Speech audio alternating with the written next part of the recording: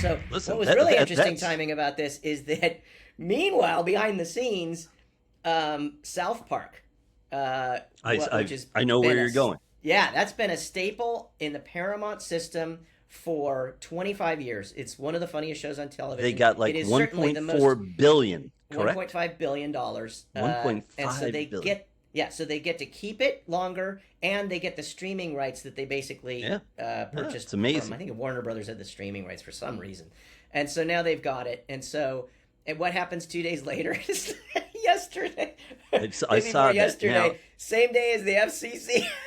Or no, the night before the FCC allowed the thing to go through because they'd already decided. They had the arguably the most irreverent South Park episode ever, and that's saying something. And they I had haven't like seen it. Trump. They have Trump sleeping with Satan, and they have him naked running around in the desert. And there's Oh, that's all sorts of crazy stuff. And the whole point is that Donald Trump is going running around suing everybody in the show, and then he decides he's going to sue South Park. So it's sort of good. it could be that they're like guessing what'll happen next because it's highly likely that will happen. But Okay, Paramount got its deal, listen. so they're happy. So these are great points by you. I don't agree with the FCC 60 minutes legality part, but I accept fully what you're saying about the business trumped everything else. And I'm Yeah, not we can't using the prove word any of that stuff. trumped. That's all. Hold on, that's Yeah, all yeah. alleged. I need to say that. That's all alleged, but it's just the No, timing is of suspicious. course. And But it's you have fabulous. like all these pundits on both sides saying, "Yeah, okay, this is like Yeah, no, obviously I something's didn't know going that. on I here." didn't know that there was a business deal in the works for Paramount, Oh supposedly. yeah, that's the whole Great. crux to all this stuff. The last thing I'll say about the Colbert thing and the CBS thing is this puts a chill factor into other networks and other reporting across the media landscape here. If he's willing to sue and win against an outlet, the psychological advantage to a regime that does that is the fourth estate, meaning the press, steps back and thinks twice before they report on things that might garner lawsuits or might be taken negatively or whatever. So this is not a proud moment for democracy in the big picture.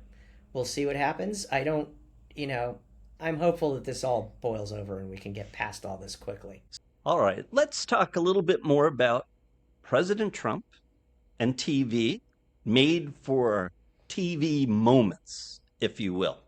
Yesterday, President Trump, who happens to have been in the world of construction as a past career, visited a place called the Federal Reserve. And lo and behold, Jerome Powell works at the location that President Trump showed up.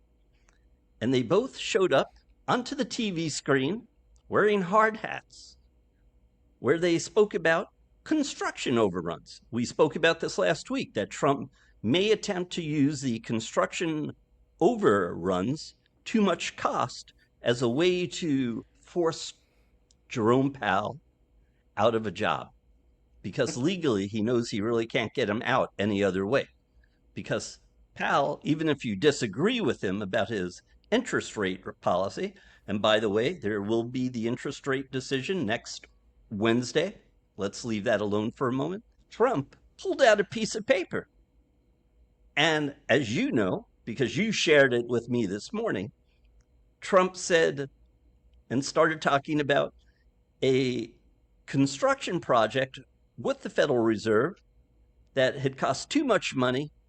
Powell asked to see the piece of paper, and Powell pointed out to him that that part of the construction project had actually taken place 5 years beforehand Right. and had nothing to do with this.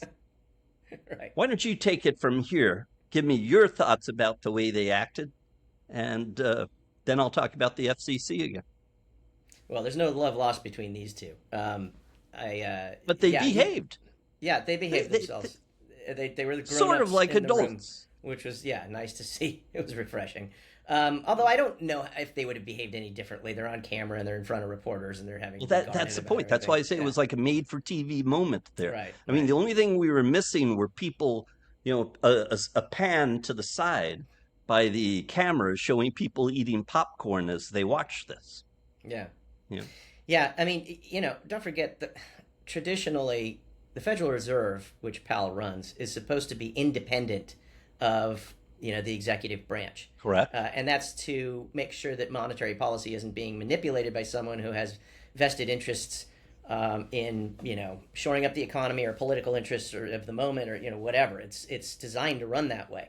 So when you have someone like Trump, when you have the president vociferously saying that he wants to lower interest rates and that he's going to fire Powell if he doesn't, and this and that, and at the same time he's doing things that are with tariffs that are going to quite possibly and likely increase inflation because somebody's got to pay for this stuff. If the prices are going up, someone's going to pay for it. And I know we'll get into that later.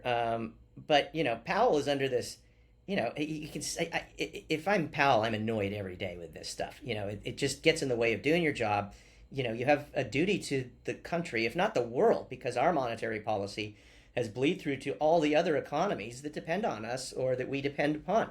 So, it's just sad that this whole thing is even happening. But to have them like sort of having to, it just boils through where they were standing there like adults. And Trump is saying, and we just found out it's actually $3.1 billion where it used to be 2.7, so it's going up all the time. And Powell looked at if anybody, if you go back and you watch that, because it's everywhere. If you haven't seen it, go look for it. It's there. You'll find it. But Correct. Two of them are standing in this construction site with hard hats. And Powell was shaking his head like this. And Powell's like, what? Yeah, he's all his reaction, but he's like, no, what? But he's shaking his head. And then finally he says, what? No, I don't know what you're talking about. And he says, well, it's right here in the paper. And he said, may I see that? And he said, did we provide that to you? He said, yeah, you did today. And he looks at it and he says, no, you put a building on here that was finished 5 years ago. That's not a part of this project. I don't know what that's doing here. He said, well, it's part of the big overall project. It's all part of the thing. It's all part of the whole. No. Look, I think Powell handled himself well there. I think Trump vociferously, as you like to say. That's our word of the show, I've decided. Yes. Maybe that'll be the title of the show. Vociferous. People will have to type in vociferously into YouTube. Yeah, I'm the guessing. SEO of Google's going to love that one. We're going to be everywhere. Okay, but let's turn this full circle now, because really what interested me here is the social media TV moment that was created. Everything has become a made-for-TV moment. The CEO of astronomy getting caught and not knowing how to act. If, again, exactly like you said, if he would have just stood there and they would have said, oh, hi, like wave to the crowd, no one would have cared. They would have moved right on to the next people. Right. And no one would have ever known. Well, maybe someone would have seen in the crowd, but doubtful. Now, Trump likes attention. I don't know if you've figured that out yet, Scott. I may have noticed it once or twice. Yeah. I thought I was the only one. He seeks attention sometimes. Oh, I'm glad you mentioned it. I thought I was just... Well, I think they mentioned it on 60 Minutes a couple weeks ago. Mm-hmm. That'll get you sued. Yeah. Anywho, I just think it's gotten out of hand. But what's important to note with all of this is that we feed the machine. The public feeds the machine. It's a made-for-TV moment, not for the TV, but we, the consumers. Mm-hmm. And I don't think it says a lot of good things about the consumers. Thank you. No, it doesn't, does it? Mm-mm. Well, here's the thing. I come from the land of development and writing and all that stuff. Mm-hmm. I can tell you that, there's all these books on writing and screenwriting and structure, this and that. It really comes down to two things. A story, something that'll grab people's attention and make them remember it, is you have context and you have something within that context that doesn't look like it belongs there or is different from what you thought it was going to be. It's the setup it's a setup and the punchline in a joke. Setup is the context. You think it's going in a direction. The punchline takes you in a different direction and is funny. It makes you remember it. Same thing with parables. It's like easy for you lessons, to say. Lessons, yeah, parabolic. I think it's about onomatopoeia, actually. Onomatopoeia. No, it's it's a story as a setup and a payoff. You think the character's going one direction and something else happens. If you poke the bear will eat you. It's a lesson. This is ingrained in our psyche, going back hundreds of thousands of years, as a survival instinct, and so our brains light up when we hear something that is ironic or sarcastic, or something that's like, you take, like George Carlin said, you take two things that have never been nailed together before and some schmuck will buy it, man, right? Because there's something different about it, there's something unusual. So if you have, a perfect example is the kiss cam. The reason that bit so hard, so to speak, is because the instead of what you thought was going to happen, you thought that you were looking at two people, you thought they were just canoodling and you go on to the next person, but instead it took a different turn, just like a turned into a joke and a punchline. That's what made us say, oh, interesting. All of a sudden that becomes a story, whereas before it was just a slice of life. Now it's a story. There's something there. Why we want to know more, right? And if you look at the world and what you see and hear and perceive in that way, the context or the setup and the subject or the payoff, and you see the things that don't align, you're going to notice that those are the things you notice more often. And that's how Hollywood, whether they intend it or not, that's how we make up stories. It's a what if. You go into something and you say, what if you take the Matrix, but instead of like what we know about the Matrix or some world similar to that, what if you had Mickey Mouse in that world? Or what if, it's like, this is how we naturally think over here. Maybe not. That's a bad example. I don't know what that would have been. No, but you've spoken to me about this. You've spoken to me about this before with movies and the movie industry. Yeah. That there's a long lineage or line of movies that people don't really know are based off of other movies, and they're not called sequels or remakes because they're basically taking a story from a movie that has nothing to do with this, but they're regurgitating it somehow. Yeah, and then also the thing about sequels is that you can't do the same thing, the two-act structure, the setup and the payoff, because in a sequel, famously, which is why most sequels don't do well and don't work, is that character's already changed in the first movie, which made it so interesting. Exactly. Where are they going to go in the second one? They can't keep changing. Exactly. You're not going to want to watch that. So instead you put them in a different world and you see how they're going to react, and then you try and have people react around them. People have trouble with sequels. Sometimes when they work well, it's fantastic. Toy Story 2, Godfather 2.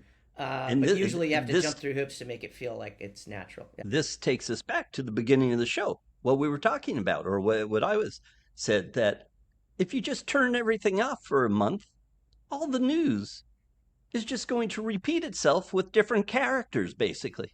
Yeah. There is nothing new. Yeah. Yeah. Just like history's repeating itself over here right now. But that's another story. The Risk Reward Show is a weekly podcast covering current events in worldwide business. Headquartered in Los Angeles and Tel Aviv, with partners in Chicago, New York, London, Shanghai, Mumbai, and Cape Town, we source opinions and news directly from where they're happening, then pass them along to you. Look for us wherever you get your podcast fix. Let's talk about Ozzy Osbourne for a couple minutes, and then we're going to go back into something serious. And I'm not saying that Ozzy Osbourne wasn't serious, but that's what made him fun, was that he wasn't serious. He was serious about his music, but the way he lived his life was hilarious. Oh my. So he passes away a couple days ago. Both of my daughters, one is 21, the other is 15. They look at social media, and they both write to me within 15 minutes of each other, who the hell was Ozzy Osbourne? Wow. Do you know who this was? I said, of course I knew who he was. And I explained. But I think what's more interesting is not the music of Black Sabbath, which I liked as a teenager. Black Sabbath was around before I was a teenager, obviously. Right, but they were in the late 60s, actually.